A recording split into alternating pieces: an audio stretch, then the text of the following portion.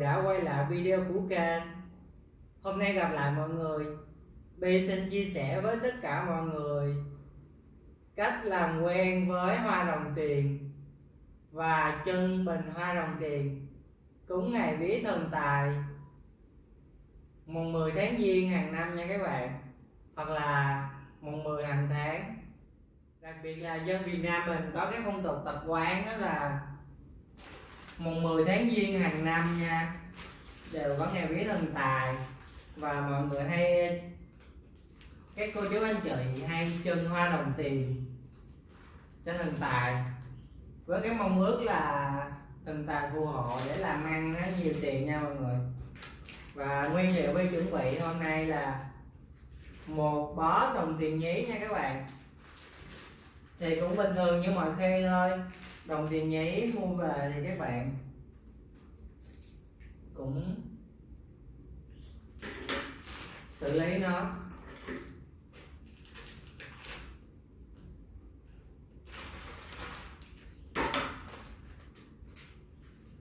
Đây các bạn,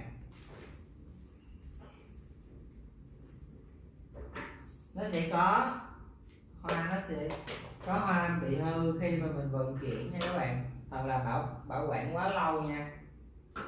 Thì đồng tiền ở Việt Nam mình, các cô chú anh chị bán rất là nhiều ở chợ nha các bạn, và nó cũng không mắc nữa. Lúc trước á, thì Bi cứ nghĩ là do mình chưa hiểu biết nhiều á, mình cứ nghĩ là hoa thì nó có hoa rẻ tiền, hoa mắc tiền này nọ. Nhưng mà từ sau khi mà đi cắm festival Đà Lạt năm 2017 về á, thì mình bắt đầu thấy yêu hoa đồng tiền nha các bạn. Tự nhiên lúc đó mình nhìn ra đồng tiền nó rất là đẹp, nó có một cái nét đẹp riêng đặc trưng của nó, và từ đó mình rất là thích đồng tiền. Festival năm 27 á, Bi cắm cho các chị múa trên sân khấu là những cái gùi cắm đồng tiền tự nhiên bung ở cái miệng gùi lên, và cái hướng hoa và cái dáng của đồng tiền nó rất là đẹp nha các bạn. Nè, mình có một cái mẹo nhỏ để chia sẻ với các bạn là cái thân đồng tiền đó các bạn, để mà bền á, mình dưỡng nó rất là lâu mà không sợ héo, là cái phần thân màu tím phía dưới này các bạn là cái phần bền nhất. Các bạn không nên cắt bỏ đi, chỉ lấy cái phần thân xanh phía trên nha các bạn. Các bạn phải giữ cái phần này lại nếu mà muốn để đồng tiền nó tươi lâu. Còn mà mình trưng á, thì mình cắt cái phần xốp màu xanh này nè, cái thân nó sẽ rất là dễ úng nha các bạn, nó rất là dễ úng nước. Cái phần màu xanh này nè, mình giữ cái phần gốc già màu tím phía dưới này, cái cành hoa nó rất là bền, mình đảm bảo với các bạn luôn. Và một đặc biệt nữa nè, đồng tiền khi mà mình mua về á, các chị đóng hoa ở trên Đà Lạt đều có bọc lại những cái bọc ni lông như vậy nè các bạn. Để mà mình làm nhanh á, thì mình cần một tay mình giữ cái ni lông và một tay mình giữ cái thân, mình dứt ra rất là nhanh nha. Mình cầm như vậy nè, mình dứt ra, mình sẽ không cần tốn thời gian để xé bọc hay gì hết. Mà thường thì mấy chị ở trên đó nói với Bi là nếu mà Bi không chỉ á, thì những cái người đóng cái bọc này vô, người ta cũng không biết là người ta có cái cách dứt ra rất là nhanh rồi nha. Năm đó mình cắm trên Đà Lạt mình mới biết, mấy chị tâm sự như vậy đó các bạn. Mình cứ việc dứt ra thôi, càng dứt càng nhanh thì cái tỷ lệ mà cái bông này nó bị đứt ra rất là thấp nha các bạn. Mình cứ dứt như thế này nè, đó, hết cành này tới cành khác thôi. Xui thì cái bông nó đứt, nhưng mà các bạn đừng có tiếc nha, một bó đồng tiền nó rất là nhiều nên các bạn cứ yên tâm thôi. Mình cứ dứt như vậy. Đây là một cái mẹo rất là nhỏ nha, nhưng mà tiết kiệm thời gian rất là nhiều. Khi mà các bạn không biết làm thế nào để mình xé cái bọc cho nhanh, mình sẽ loay hoay lắm. Đấy. Lúc trước Bi cũng không có thông minh mà biết được cái đó đâu, cũng phải có người chỉ nha các bạn mình mới biết được. Mà mình càng sợ nó đứt, mình càng sợ nó gãy bông thì nó sẽ càng gãy thôi. Đừng sợ gì hết nha các bạn, mình cứ thao tác rất là nhanh như vậy, đơn giản thôi, dứt nó ra đó các bạn. Và đây là bó hoa đồng tiền sau khi Bi đã vứt bỏ cái bọc ni lông bọc về.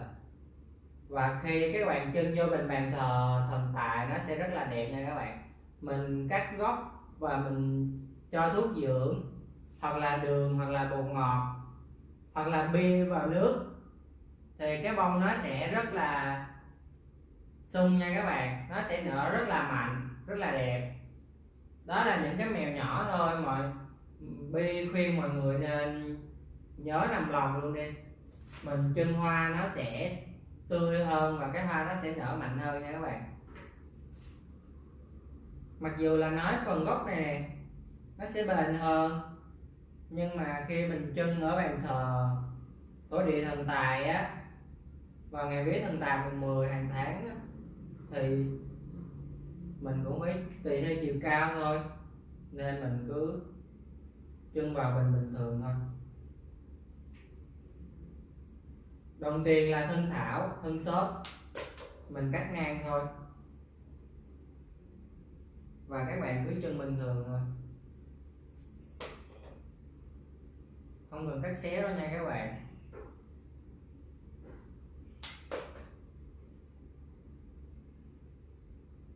Các bạn cứ thả bình thường thôi. Và những cái hoa ở xung quanh cái vành á thấp hơn những cái hoa ở giữa một xíu nha các bạn, để các cái bình hoa nó có chiều sâu hơn một xíu. Mình sẽ nhìn nó ra một cái hình cầu và mình nhìn nè, mình nhìn cái mặt hoa nó hướng vô mắt nhìn của mình. Cái hoa nó hướng đi hướng nào thì mình xoay cái hướng nó ra hướng đó cho đẹp nha. Thì các bạn cứ nhìn Bi thao tác là sẽ làm được ngay thôi.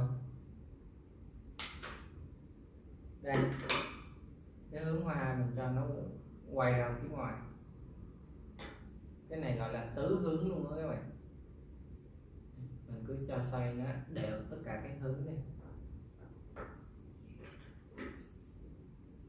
mà không nhất thiết là phải trưng bàn thần tài đâu nha mọi người. Hoa đẹp thì mình trưng ở đâu nó cũng đẹp hết. Các bạn có thể trưng ở phòng khách, trưng ở bàn làm việc,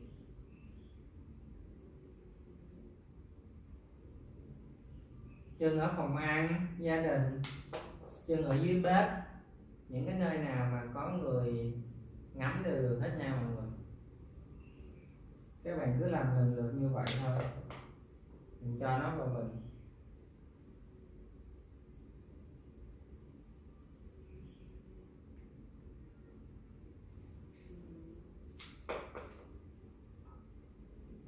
Sau một vài thao tác đơn giản này các bạn đã thấy một cái bình hoa nó bắt đầu thành hình rồi đó.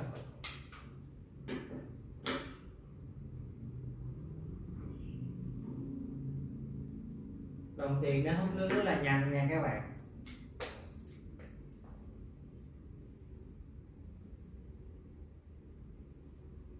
Và chi dáng của nó rất là đẹp. Khi lên nước rồi mình mới thấy hết được cái vẻ đẹp của nó. Khi mà mọi người mà bỏ trong bọc ni lông á, phải vận chuyển đường xa nè, rồi bị thiếu nước, nên cái hoa nó không có đẹp bằng khi lên nước nha các bạn. Hoa là phải có nước. Mọi người cứ ước lượng cái chiều cao khi mà mình trưng lên bàn thờ á, rồi mình cắt cái cành hoa cho nó phù hợp thôi nha.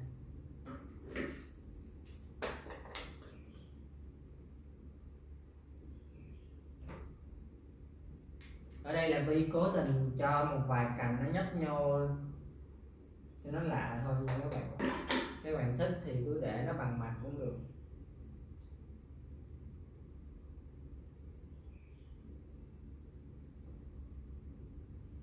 Nè các bạn, những cái cành xung quanh viền mình giật nó xuống thấp hơn những cành khác một xíu, và những cái cành ở phía trong mình cho nó cao hơn một xíu, mình sẽ tạo ra một cái chiều sâu hình vòng cung đó các bạn. Thì sau một vài thao tác đơn giản là Bi đã trưng xong cái bình hoa đồng tiền rồi.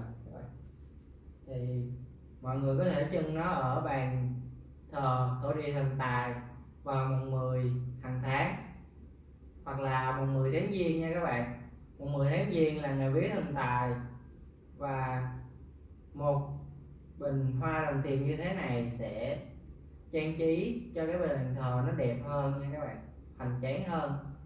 Chúc mọi người sẽ thực hiện thành công. Cảm ơn mọi người đã theo dõi video của kênh. Nếu thấy hay, mong mọi người để lại một like, đăng ký và chia sẻ video giúp Bi để nhiều người sẽ được xem hơn và học hỏi được nhiều kiến thức bổ ích trong đời sống hàng ngày. Tạm biệt và hẹn gặp lại mọi người ở các clip tiếp theo. Bi xin chân thành cảm ơn. Xin chào tạm biệt.